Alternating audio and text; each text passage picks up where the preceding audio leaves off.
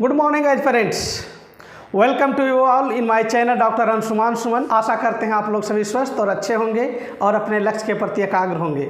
Flu का मौसम है, सावधानी बरतने की ज़रूरत है। तो इसी के साथ आज हम लोग, चूँकि परीक्षा में समय कम है, इसलिए जो कुछ महत्वपूर्ण टॉपिक्स आपके लिए ज़रूरी है उसमें से एक महत्वपूर्ण टॉपिक्स जो IRA के नाम से जाना गया, इंडियन रिपब्लिकन आर्मी, इससे प्रश्न पूछने के काफ़ी आसार हैं। तो मैं चाहता हूं इस टॉपिक से भी आप लोग भली भांति और अच्छी तरह से अवगत हो जाएं ताकि प्रश्न में किसी भी प्रकार का आपको तकलीफ ना हो। आइए हम लोग IRA को समझते हैं। IRA का जो कार्यकाल है वस्तुतः 1930 से 34 के बीच में IRA द्वितीय क्रांतिकारी युग में अपनी अमिट छाप को छोड़ा और इस IRA के जो प्रमुख व्यक्ति रहे, जो संचालक रहे, उनका नाम था सूर्यसेन, जो मास्टर दा के नाम से प्रसिद्ध हुए। एक एक करके इसके उन महत्वपूर्ण तथ्यों को पढ़ेंगे जहां से प्रश्न पूछे गए हैं और उन आसार को हम खत्म करेंगे जहां से कि हम गलती कर बैठते हैं। आइए IRA को समझते हैं। IRA का अर्थ है इंडियन रिपब्लिकन आर्मी। ये जो IRA इंडियन रिपब्लिकन आर्मी की स्थापना भारत में हुई, भारतीय राष्ट्रीय आंदोलन के समय में, ये वस्तुतः प्रभावित था आयरलैंड के विद्रोह से। ये वस्तुतः प्रभावित था USSR यानी सोवियत संघ रूस के कम्युनिज्म से। तो आप देख सकते हैं कि IRA जो भारत की धरती पर अंग्रेज़ों के खिलाफ खड़ा हुआ है, उसका संबंध भारत से बाहर है। एक तो आयरलैंड के विद्रोह से इसका संबंध है और दूसरा अगर देखें तो रूस के कम्युनिज्म से भी इसका क्या है, संबंध है। आइए इसके विशेष परिस्थिति को हम लोग समझें। इंडियन रिपब्लिकन आर्मी की स्थापना 18 अप्रैल 1930 ईस्वी को हुई। अच्छा, इसके बारे में थोड़ा हम पढ़ दें जिससे आपको समझने में आसानी होगी। यह क्रांतिकारी संगठन है।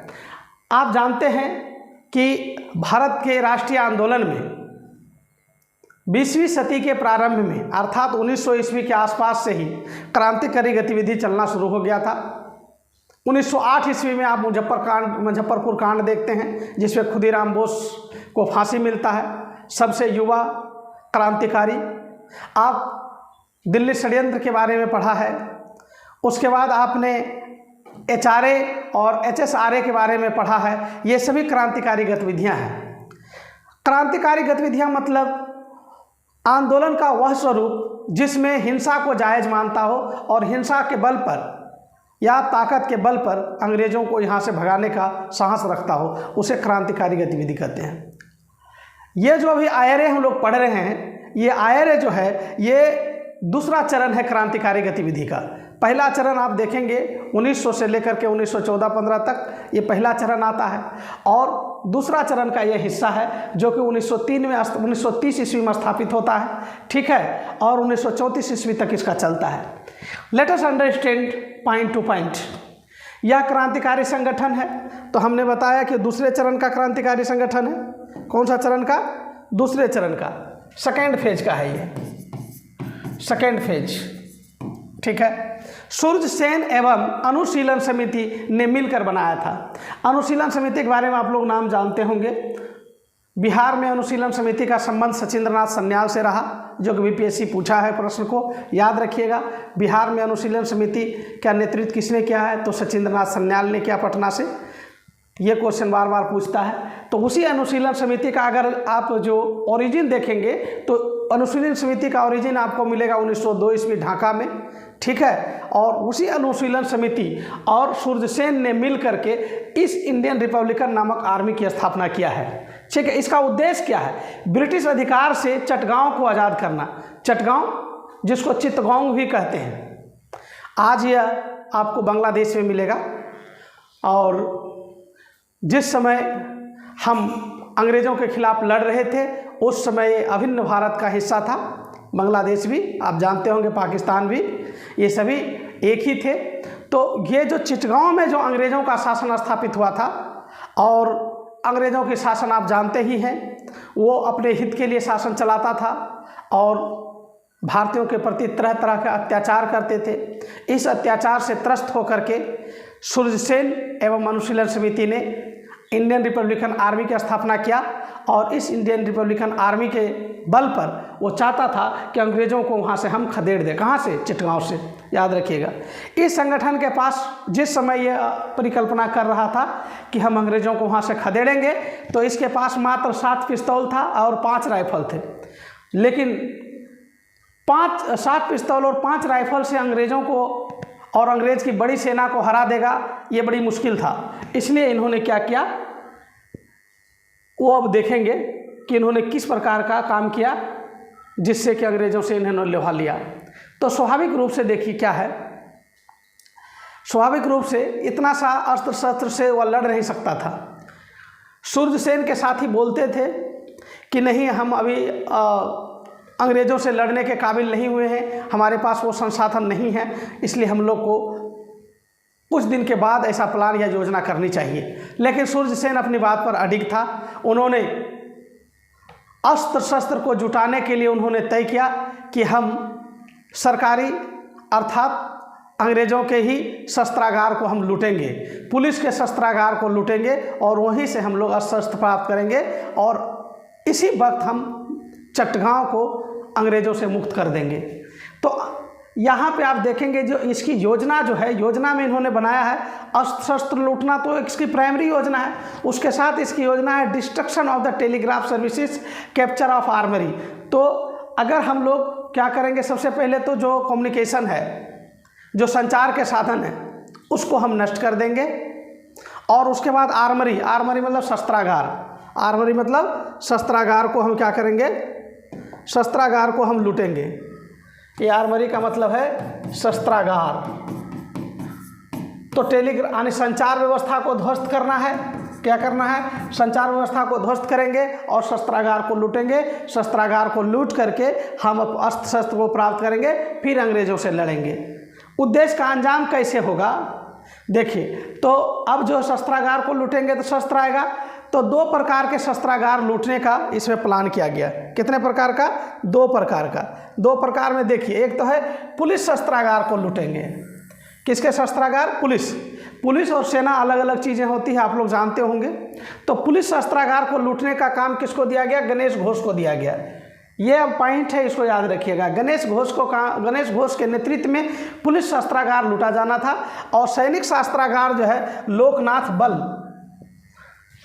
लोकनाथ बल के नेतृत्व में लूटा जाना था। और इसका मास्टरमाइंड कौन था? आप जानते हैं,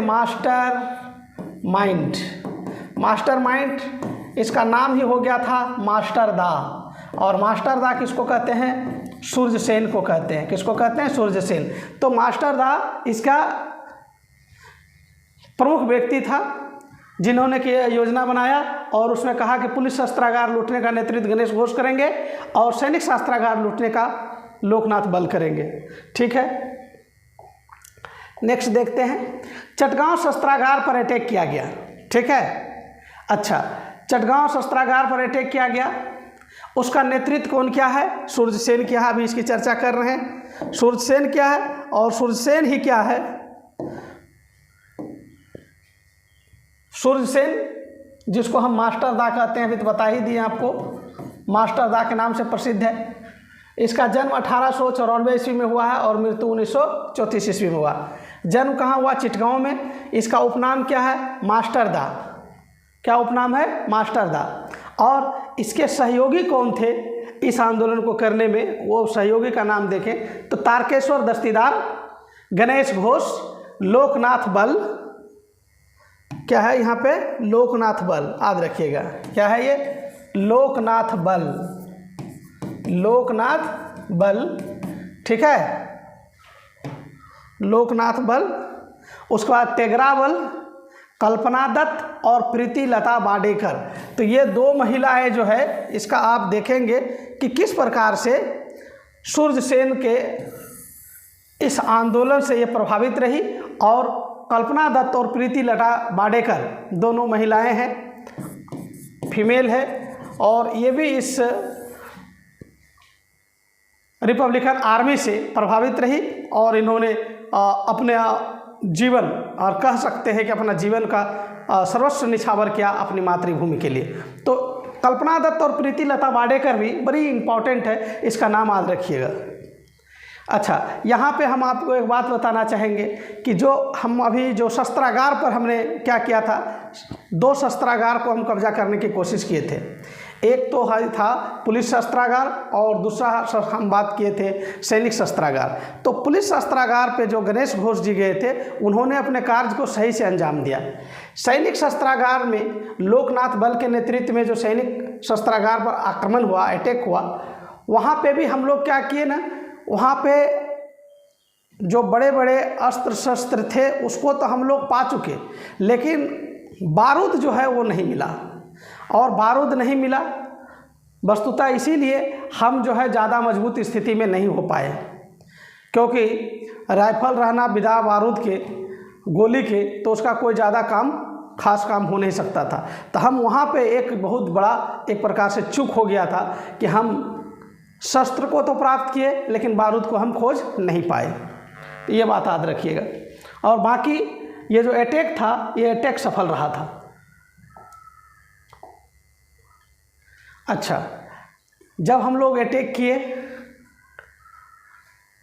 पुलिस शस्त्रागार और किस पे, सैनिक शस्त्रागार पे, पुलिस शस्त्रागार से कुछ शस्त्र और बारूद लूटे गए और सैनिक शस्त्रागार से सिर्फ शस्त्र लूटे गए, बारूद उसमें नहीं मिले। ये लोग सभी जितने थे क्रांतिकारी, ये सभी कहाँ चढ़ गए, जलालाबाद की पहाड़ी पर चढ़ गए। और जब अंग्रेज़ों को पता चला कि सारे क्रांतिकारी कहाँ है, जलालाबाद पहाड़ी पर है, तो अंग्रेज़ इसका पीछा किया और अंग्रेज़ों के बीच और क्रांतिकारियों के बीच जलालाबाद की पहाड़ी की लड़ाई हुई। तो याद रखिएगा कि किस क्रांति के समय में जलालाबाद की लड़ाई की चर्चा है, तो याद रखिएगा इंडियन रिपब्लिकन आर्मी से संबंध रखता है जलालाबाद की लड़ाई। इंडियन रिपब्लिकन आर्मी के जवान जो थे वही जलालाबाद की लड़ाई लड़ा अंग्रेज़ों के साथ। जलालाबाद की लड़ाई का मतलब जलालाबाद पहाड़ी पर क्रांतिकारी थे और नीचे से अंग्रेजी सेना नीचे से जा रही थी उसे पकड़ने के लिए और एक प्रकार से कह दे तो लोहा लेने के लिए। स्वाभाविक रूप से जब हमारे क्रांतिकारी वीर पहाड़ के ऊपर था तो उनको लॉस कम था और नीचे जो अंग्रेज था उनको कठिनाई ज़्यादा था, क्योंकि नीचे रहने पर क्या होता है कि पत्थर इत्यादि गिरा दिए जाएंगे और जो भी हो नीचे वाले को दिक्कत होता है। इसीलिए हमारे क्रांतिकारी बहुत ही अच्छे पोजीशन में थे, जबकि अंग्रेज़ों में बहुत ही हताहत हुआ। हमारे क्रांतिकारी में उतने हताहत नहीं थे, लेकिन ये बात तो सत्य है कि हमारे क्रांतिकारी गिने चुने बहुत कम संख्या में थे। इधर अंग्रेजी फ़ौज बहुत बड़ी थी, अंग्रेजी फ़ौज को रेनफोर्समेंट था, पीछे से ताकत था, राशन था, खाना था, पीना था, लेकिन हमारे क्रांतिकारी तो ऊपर में फंसे हुए थे। उनका न तो खाना था और न तो उसके कोई साथी वहाँ पे साथ देने के लिए आ सकते थे। यही बड़ी समस्या थी। अदरवाइज हमारे क्रांतिकारी जलालाबाद की पहाड़ी पर एक अच्छे पोजीशन में था। यदि उसको राशन पानी खाना मिलता, सपोर्ट मिलता, तो शायद जलालाबाद की लड़ाई में अंग्रेज़ नहीं जीत पाते, हम क्रांतिकारी जीतते। ठीक है, तो ये बात स्पष्ट है। यहाँ पे क्या हो गया, अंग्रेज बड़ी मुश्किल से नियंत्रण पा सका, इस बात को आप समझ गए। अधिकतर क्रांतिकारी को गिरफ्तार कर लिया गया और अधिकतर क्रांतिकारी को जो गिरफ्तार कर लिया गया उसमें 2 व्यक्ति ऐसे थे जो इसका मास्टरमाइंड के रूप में जाना गया, जो प्रमुख व्यक्ति था। उस 2 व्यक्ति में एक थे सूर्यसेन, मास्टर दा सूर्यसेन, और दूसरा था तारकेश्वर दस्तीदार। ये दोनों को तो फांसी दिया गया 1934 ईस्वी में। तो याद रखिएगा सूर्यसेन को यानी मास्टर दा को किसके कारण फांसी दिया गया, तो इंडियन आर्मी की स्थापना और उसके द्वारा किए गए क्रांतिकारी गतिविधि की वजह से, यानी चटगांव शस्त्रागार के लूट का मुख्य आरोपी के रूप में सूर्यसेन को प्रस्तुत किया गया और उसे फांसी दिया गया। ये याद रखिए, ये बहुत इम्पोर्टेंट है। नेक्स्ट हम देखते हैं, तो इससे संबंधित आईआरए से संबंधित कुछ महिलाएं जिन्होंने अपनी जान की बाजी लगाकर देश की सेवा करने की कोशिश की, उसमें से बड़ा नाम है प्रीति लता वाडेकर का। प्रीति लता वाडेकर का संबंध है कुछ इस प्रकार से, फिलॉसफी ऑफ डिग्री इनका रोक दिया गया था कलकत्ता यूनिवर्सिटी में। ठीक है, मास्टर दा के आदर्श पर इन्होंने 40 लोगों का नेतृत्व दी और कठिन संघर्ष हुआ। पुलिस से यूरोपियन क्लब पर धावा यूरोपियन क्लब पर धावा के क्रम में घायल हुई। अच्छा, क्या हुआ कि बेसिकली प्रीति लता वाडेकर का फिलॉसफी का डिग्री कलकत्ता यूनिवर्सिटी रोक दिया था और प्रीति लता वाडेकर जो है अब सूर्यसेन यानी मास्टर दा से प्रभावित हो चुकी थी। इन्होंने एक अपना संगठन बनाई और पुलिस पर ही आक्रमण कर दिया। बेसिकली ये यूरोपियन क्लब पर आक्रमण किया और यूरोपियन क्लब पर जो आक्रमण किया उसी में पुलिस से इसका मुठभेड़ हुआ और इसी क्रम में वो घायल हुई। इसी क्रम में क्या हुई? घायल हुई। ठीक है, तो ये बात बहुत इम्पॉर्टेंट है, याद रखिएगा। और प्रीति लता वाडेकर को कोई अगर हेल्प करती थी महिला में तो उसका नाम था कल्पना दत्त। क्या नाम था? कल्पना दत्त। कल्पना दत्त जो है प्रीति लता वाडेकर को विषम परिस्थितियों में सहायता की। बेस्तता कैसे कि सामान को एक जगह से दूसरी जगह ले जाना, पहुंचाना, बम को एक जगह से दूसरी जगह पहुंचाना, उसके क्रांतिकारी गतिविधि में कदम से कदम मिलाकर चलने वाली जो महिला थी उसका नाम था कल्पना दत्त। ठीक है, तो प्रीति लता वाडेकर तो अपने आत्मसम्मान की रक्षा के लिए कि हम अंग्रेज़ों के कब्जे में नहीं जाएंगे, हम अंग्रेज़ों का जेल में नहीं जाएंगे, इसलिए उन्होंने साइनाइड से, प्रीति लता वाडेकर साइनाइड से आत्महत्या कर ली। और कल्पना जो दत्त है इनको पकड़ा गया, हालांकि इनको पहले भी 2 बार अरेस्ट किया गया था, इनको पकड़ा गया और आजीवन कारावास दिया गया। तो ये 2 महत्वपूर्ण बातें आपको जानना है कि सूर्यसेन अर्थात मास्टर दा से प्रभावित 2 महिलाएं जो थी, एक प्रीति लता वाडेकर और एक कल्पना दत्त। प्रीति लता वाडेकर साइनाइड खाकर आत्महत्या कर ली, जबकि कल्पना दत्त को आजीवन कारावास मिला। ठीक है, इसके आगे भी कुछ गतिविधि जो कि IRA से प्रभावित था उसको हम लोग समझेंगे। देखिए, इंडियन रिपब्लिकन का प्रभाव अगर देखेंगे तो बंगाल में और भी कुछ प्रभाव हो रहा था। इंडियन रिपब्लिकन आर्मी की जो गतिविधि चल रही थी उससे युवा और जो इवन जो गर्ल्स युवा थे वो भी प्रभावित हो रहे थे। जैसे कि आप देखिए, एक नाम है बीना दास। क्या नाम है? बीना दास। तो बीना दास दीक्षांत समारोह में बंगाल में गवर्नर स्टैनले जैक्सन पर ही गोली चला दी। दीक्षांत समारोह का समय था और बंगाल का जो गवर्नर है स्टैनले जैक्सन, उस पर उन्होंने गोली चला दी। किसने? बीना दास ने। यह घटना कब की है? 1932 ईस्वी का है। इसके लिए इसको 10 वर्ष का जेल मिला। तो ये सभी मास्टर दास से प्रभावित थे। उसी प्रकार से शांति एवं सुनिधि चौधरी, बीना दास के बारे में भी आपको देखिए, सारी जितनी महिलाएं हैं उसको अच्छे से याद करिए। अभी प्रीति लता वाडेकर के बारे में बताए जिन्होंने साइनाइड खाकर आत्महत्या की, कल्पना दत्त के बारे में बताए जो कि आजीवन कारावास उनको मिला। अब बीना दास ने क्या किया है?